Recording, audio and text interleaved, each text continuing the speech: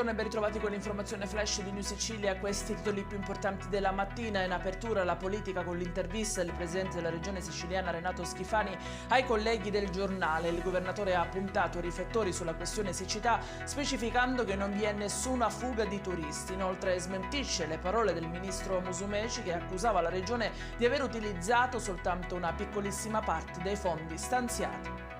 La Sicilia ricorda il giudice Rocco Chinnici a 41 anni dalla sua morte di quella della Scorta. Diverse le cerimonie che oggi si svolgeranno tra Palermo, Misilmeri, Partanna e Pavia.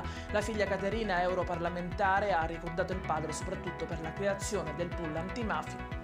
Il Consiglio Superiore dei Lavori Pubblici ha approvato un restyling di una parte del piano regolatore del porto di Catania attualmente vigente. La modifica prevede la realizzazione di una nuova banchina di 340 metri in grado di ospitare sia moderni navi da crociera che grandi traghetti.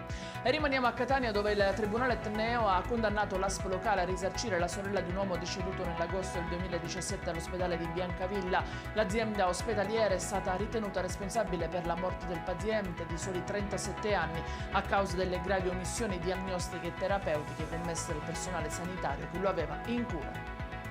È in chiusura la cronaca con il decesso al Policlinico di Messina del 54enne catanese coinvolto nell'incidente di venerdì mattina tra Barcellona, Pozzo di Gotto e Milazzo in direzione Messina. Sul colpo aveva perso la vita già un 47enne di Catania.